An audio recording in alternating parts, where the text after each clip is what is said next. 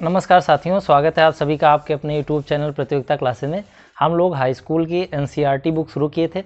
इसमें हम लोगों ने चौथा चैप्टर शुरू किया था। चौथे चैप्टर का पहला पोर्शन हम लोगों ने सॉल्व कर लिया। आज हम लोग सेकंड पोर्शन को सॉल्व करते हैं और इस पूरी एक्सरसाइज को कंप्लीट कर लेते हैं। सेकंड क्वेश्चन का पहला पार्ट दिया हुआ है जिसमें हमें एक रेक्टेंगुलर प्लॉट दिया हुआ है, मतलब एक आयताकार भूखंड है ना, एक टुकड़ा है ज़मीन का जो आयताकार आयत के आकार का है। उसका एरिया हमको दिया गया है 528 मीटर स्क्वायर। ठीक, एरिया का मात्रक यानी यूनिट मीटर स्क्वायर होता है ना, तो वही लिखा हुआ है। अब आपको ये मालूम होना चाहिए कि रेक्टेंगल की एरिया का फार्मूला क्या होता है। रेक्टेंगल की एरिया का फार्मूला क्या होता है? लेंथ इंटू ब्रेथ, यानी लंबाई गुणे चौड़ाई। ये किसी भी आयत का क्षेत्रफल होता है, यानी आयत का क्षेत्रफल लंबाई गुणे चौड़ाई होता है। तो ये जो मान हमको दिया है 528, ये लंबाई और चौड़ाई का ही मान दिया हुआ है और हमसे हमारे प्रश्न में लंबाई और चौड़ाई का मान ही पूछा गया है। तो हमने आपसे बताया था कि जो चीज़ हमसे पूछता है हम उसी को मान लेते हैं। हम linear equation in two variable में आपको बताए थे कि दोनों वैल्यू को अलग अलग माना जाता था। अगर यही क्वेश्चन वहाँ होता तो लंबाई को अलग मानते, चौड़ाई को अलग मानते, लेकिन अब चैप्टर चल रहा है क्वाड्रेटिक इक्वेशन। आपको मालूम है क्वाड्रेटिक इक्वेशन में अननोन एक ही होना चाहिए, मतलब वेरिएबल एक ही होना चाहिए। वहाँ पर हम x y 2 लिखते थे, यहाँ पर केवल x लिखेंगे। तो हमें कुछ ऐसा लिखना है कि उनको सबको कन्वर्ट कर लेना है एक वेरिएबल में। अब ध्यानपूर्वक सुनना कैसे हम कन्वर्ट करेंगे।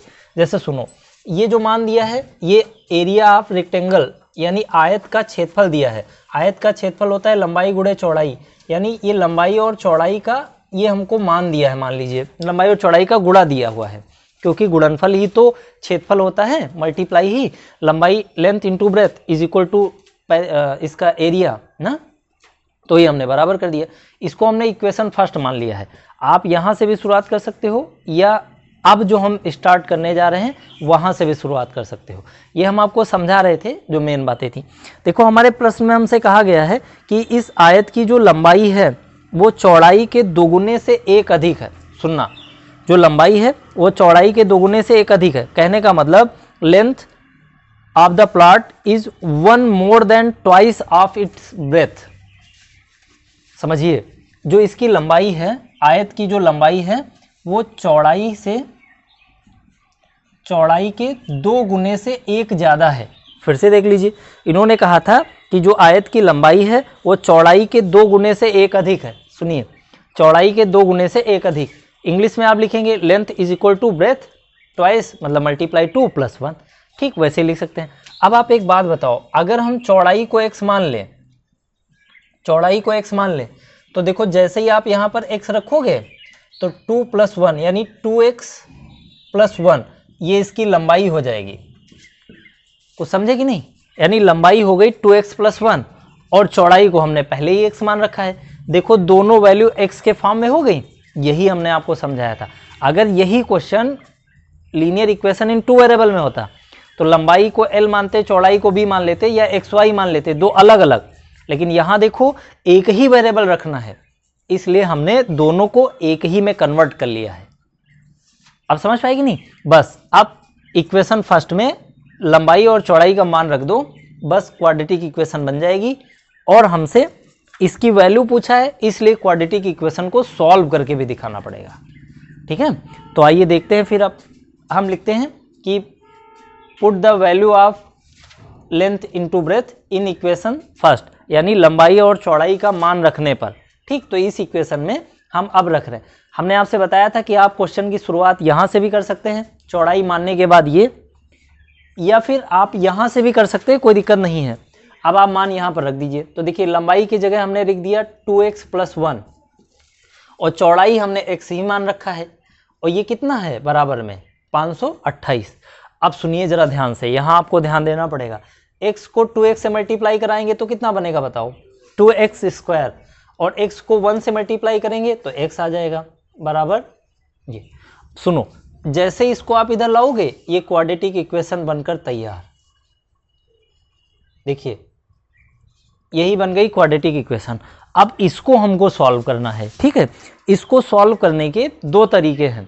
एक फैक्टराइजेशन मेथड, मध्य पद से इसको डिवाइड करना, स्प्लिट मेथड इसे कहा जाता है, और एक क्वाड्रेटिक इक्वेशन का फार्मूला लगा करके। क्वाड्रेटिक इक्वेशन को सॉल्व करने का एक फार्मूला होता है जिसको कहते हैं श्रीधराचार्य फार्मूला, ठीक, क्योंकि श्रीधर आचार्य थे एक, उन्होंने इस फार्मूले का निर्माण किया था, इसीलिए इसे श्रीधराचार्य फार्मूला कहा जाता है। ठीक है, तो दो तरीके हैं, उससे हम किसी भी एक मेथड से सॉल्व कर सकते हैं, क्योंकि हमारे प्रश्न में नहीं कहा है कि आप किस मेथड से सॉल्व करके दिखाइए, लेकिन हम प्रयास ये करते हैं स्प्लिट मेथड का प्रयोग करें, विभाजन का, मध्य पद से तोड़ने वाला तरीका लगाएं, वो ज़्यादा आसान रहता है। ठीक है, तो हम आपको मध्य पद से तोड़कर ही समझाते हैं, लेकिन आप उसको ट्राई कर सकते हैं फार्मूले से ही। ठीक है, इसके लिए एक स्पेशल हम वीडियो बना देंगे, ठीक है, वो आप देख लीजिएगा, उसमें हम सब आपको बता देंगे कि कब कब कितने वैल्यू संभव हैं ना, कितने रूट संभव हैं ना, रियल रूट्स कब होंगे, काल्पनिक कब होंगे ना, मतलब इमेजिनरी कब होंगे, और वो इक्वल होंगे कि अलग अलग होंगे, मतलब जो दो मान निकलेंगे वो दोनों इक्वल होंगे कि अलग अलग होंगे, ये सब हमको पढ़ना है। ठीक, वही बेसिक है। तो आइए ज़रा ध्यान से हम समझते हैं। देखो, इस 528 को 2 से मल्टीप्लाई करा दीजिए, मतलब एक्स स्क्वायर के कोफिशिएंट को कांस्टेंट वैल्यू से मल्टीप्लाई कराते हैं, ये आप फैक्टर निकाल लीजिए। देखिए 528 के आप फैक्टर कर लीजिए, तो ये 2 से कैंसिल हो जाएगा, तो 2 छंग 12 और कितना, 2 चौको 8, 2 एक कम 2, 2 3 6, 2 दूना 4, और 2 छंग 12, 2 छंग 12, 2 3 6, 2 3 6। देखो ये इनके फैक्टर बन गए। ठीक, तो ये फैक्टर बने हैं किसके, 528 के, और साथ में मल्टीप्लाई में 2 भी है।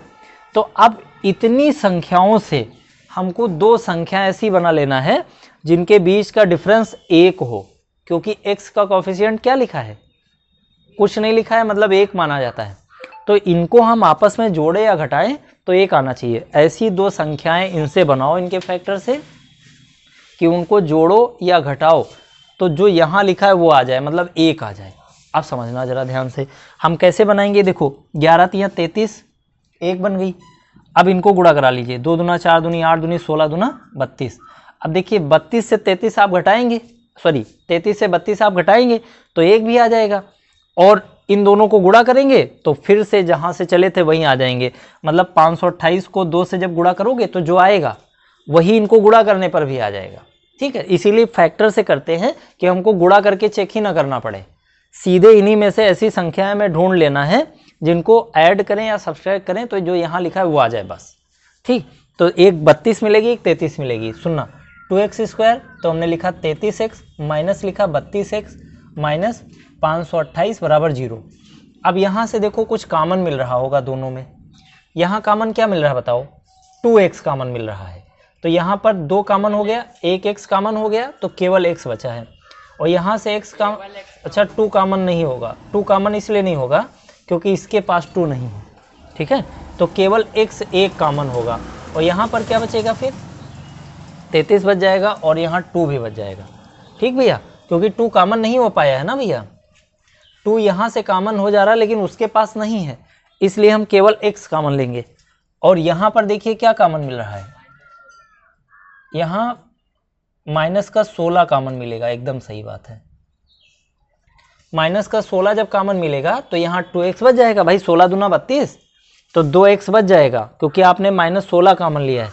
अब चूंकि माइनस कॉमन हो गया तो यहाँ प्लस बचेगा, और 16 कॉमन लिया है तो यहाँ पर ये 33 ही बचेगा कन्फर्म। ठीक, 16 को आप 33 से गुणा करके देखिए 528 आएगा, तो जब हमने 16 कॉमन ले लिया तो 33 बच गया। अब सुनना ध्यान से, अब देखो ये दोनों सेम आने चाहिए, अगर ये दोनों सेम नहीं आ रहे हैं ब्रैकेट के अंदर, इसका मतलब समझ जाना कि हमारा कहीं गलत हो गया है। ठीक है, अब इनको बाहर निकाल लीजिए, 2x प्लस 33 कॉमन हो गया तो इधर बच रहा है x माइनस 16। अब सुनना, जब इसके बराबर 0 लोगे तो वैल्यू माइनस में आ जाएगी, और जब इसके बराबर 0 लोगे वैल्यू प्लस में आ जाएगी, बस यही मान लिया जाएगा। आइए देखिए हम आपको करके दिखाते हैं। इसके बाद हम आपको इधर करके दिखा देते हैं। देखो यहाँ पर लिखा है 2x प्लस 33 ना, ऐसे x माइनस 16 बराबर 0। सुनो ध्यान से, एक बार इसके बराबर 0 लोगे, एक बार इसके बराबर 0 लो।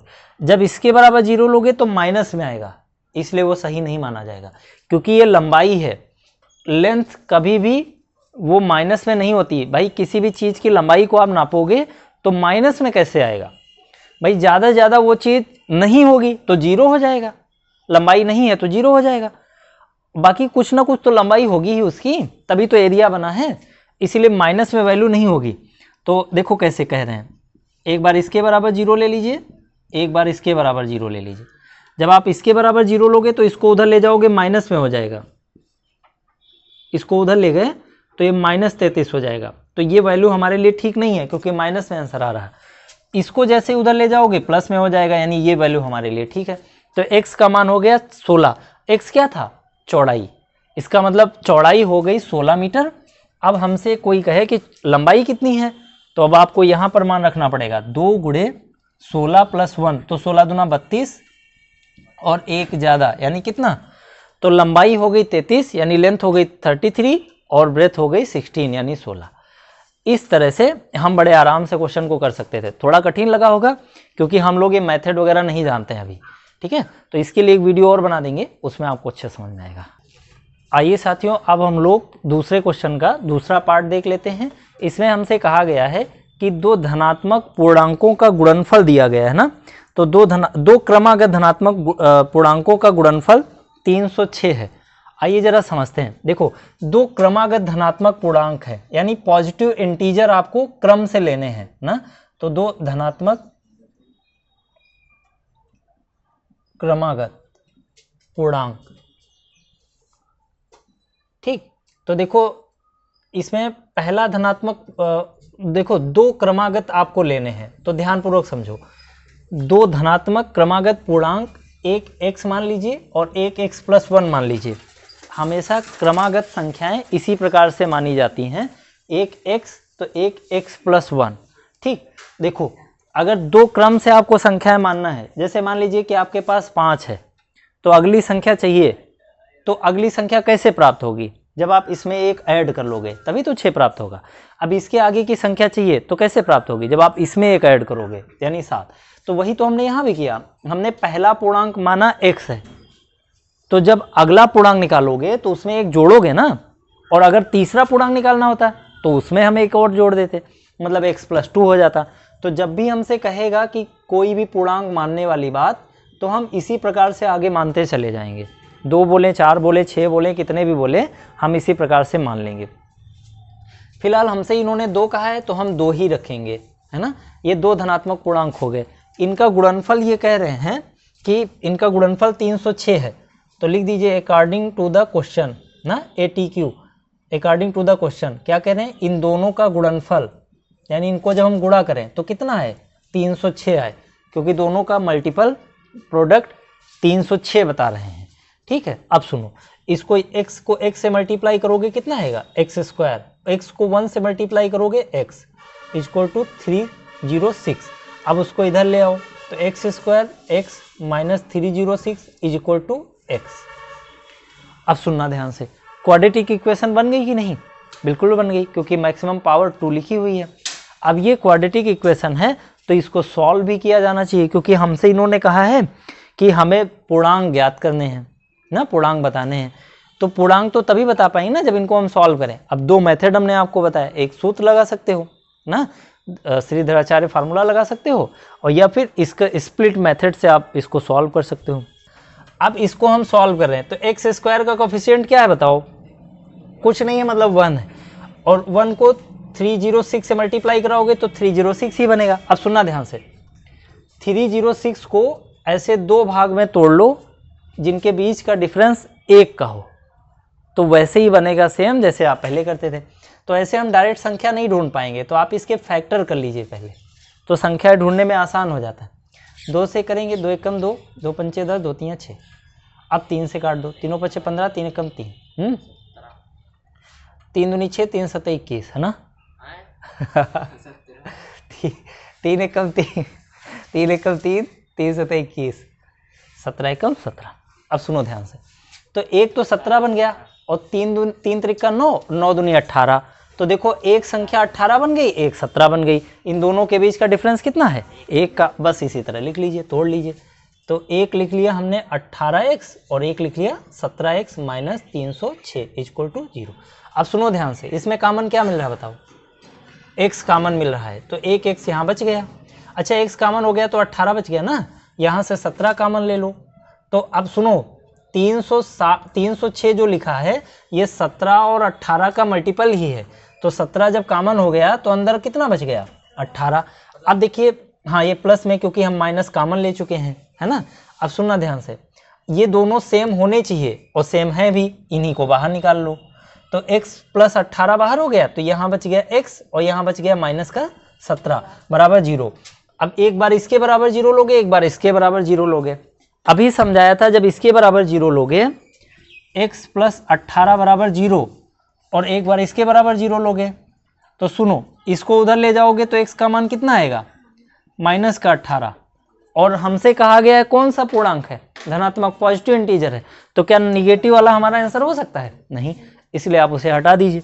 अब इसको आप उधर ले जाइए तो x बराबर कितना हो गया, इसका मतलब ये वो इंटीजर हो गया पहला जो हमसे बताया गया था। तो x यानी पहला इंटीजर हो गया 17, तो अगला क्या बनेगा, एक इसमें ऐड कर लीजिए, x का मान 17 रख के देखिए भाई, ये यहाँ पर 17 आपने रखा, ये पहला हो गया, यहाँ पर जब 17 आपने रखा ये 18, ये दूसरा हो गया, यही हमारा आंसर हो गया।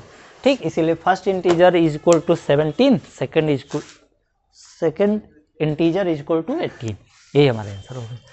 अगला क्वेश्चन कह रहा है रोहन की माँ उससे 16 वर्ष बड़ी है। ठीक, रोहन की माँ रोहन से 16 वर्ष बड़ी है। तो हम देखो हमसे पूछा गया रोहन की आयु ज्ञात कीजिए, तो रोहन की आयु को आप x मान लो,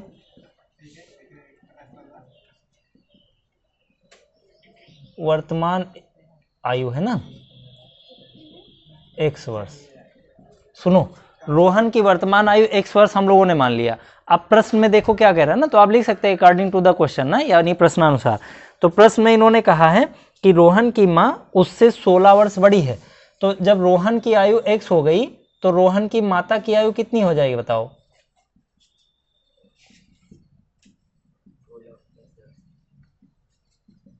इनकी आयु में 16 आप ऐड कर लीजिए भाई, 16 वर्ष वो बड़ी हैं तो 16 आप इसमें ऐड कर लीजिए, 16 नहीं 26, 16 बोल रहे हैं गलती से ना, 26 वर्ष बड़ी हैं, तो 26 हमने बढ़ा दिया। ठीक है, फिर इन्होंने कहा है कि उनकी आयु का गुणनफल अब से 3 वर्ष पश्चात 360 हो जाएगा।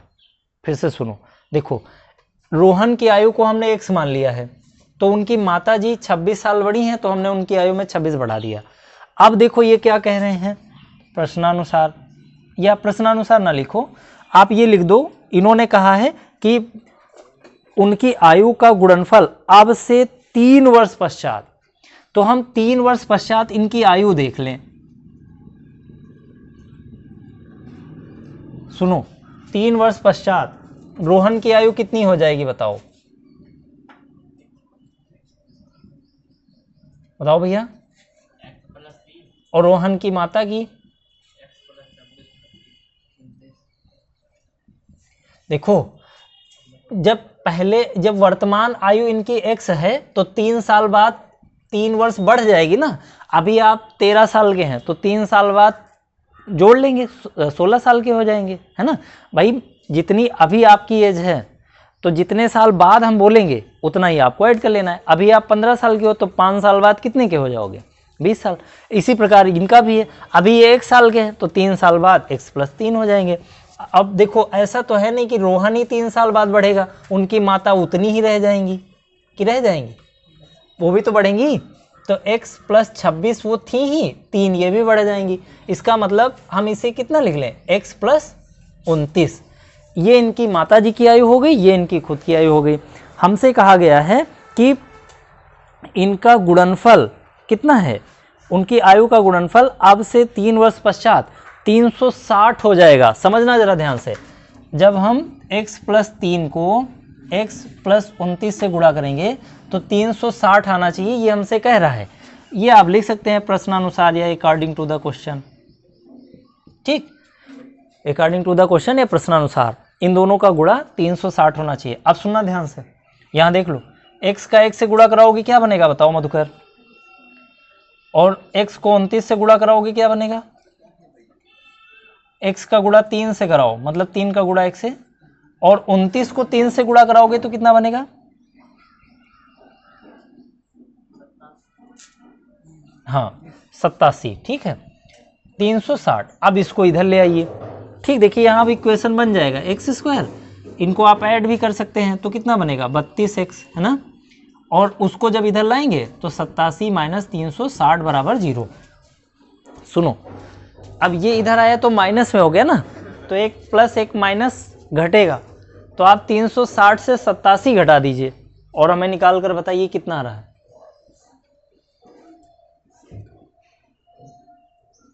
नहीं निकल पावा ना, 360 से 87 नहीं घट रहा। अरे पहले 60 घटा दो तो 300 बचा, अब 27 घटाना है तो 20 घटाओ पहले, आइन गोवा खैर कहो, ठीक है। 20 घटाया तो 70 बचा, अब 70 क्यों 80 बचा, और 7 और घटाने हैं तो 3, यानी कितना 273 बराबर 0। ठीक, अब सुनो, ये बन गई इक्वेशन, क्वाड्रेटिक इक्वेशन। अब इसको सॉल्व करना है। अब देखो 273 के फैक्टर बनाओ, ऐसी संख्याओं में तोड़ो कि उनको जोड़ो या घटाओ तो 32 आ जाए। तो देखो 273 के फैक्टर कितने बनेंगे बताओ। इन तीन संख्याओं में हमको ढूंढना है कि किन दो संख्याओं का योग 32 बन जाए, ठीक है, योग या अंतर कुछ भी। तो देखो 13 तियां 39 और इसमें 7 घटाओगे तो 32 आ जाएगा, ठीक है। इसका मतलब एक संख्या 39 ले लेना है और एक 7 ले लेना है। अब सही है आपकी बात, ठीक है। अब इसको लिख लो एक्स स्क्वायर प्लस, सुनना बेटिया ध्यान से, 39x माइनस 7x 273 बराबर 0। अब सुनो, इसमें और इसमें कॉमन ले लीजिए। इसमें कॉमन क्या मिल रहा है x, 7 कॉमन ले लो। इसमें देखो 7 जब बाहर निकालोगे तो ये 39 ही बचेगा, लेकिन माइनस कॉमन लिए हो तो यहाँ प्लस में हो जाएगा, ये माइनस भी तो कॉमन हुआ। अब x प्लस 39 कॉमन ले लो, इधर बचेगा x, इधर बचेगा माइनस का 7। अब आप हमें एक बात बताओ, इसके बराबर 0 लोगे और इसके बराबर 0 लोगे तो x प्लस 39 बराबर 0 और x माइनस 7 बराबर 0, कौन सा सही माना जाए? हाँ, क्योंकि ये जब इधर ले जाओगे माइनस में हो जाएगा, और आयु कभी माइनस में नहीं हो सकती भाई। कभी आपने कहा सर हम माइनस 10 साल के हैं ना, हमारी आयु माइनस की नहीं हो सकती ना, हाँ माइनस कैसे हो सकती, ठीक। तो आयु माइनस में नहीं हो सकती, इसको उधर ले जाओगे तो ये इधर माइनस में, उधर जाएगा प्लस में हो जाएगा। इसका मतलब रोहन साहब कितने साल के हैं? 7। वर्तमान आयु निकालना है, एक्स जिससे माने थे, तो रोहन 7 साल के हैं। उनकी माता जी कितने साल की हैं? 26 साल तो ज़्यादा थी इनसे, 7 में 26 ऐड करिए भाई, एक्स का मान यहाँ 7 रखेंगे ना, तो माता जी आएंगी 33 साल की, ठीक है। और ये जो आप 10 कह रहे हैं वो तो 3 साल बाद है रोहन 10 साल के, ठीक है, और माता जी तब 36 साल की हो जाएंगी, ठीक है।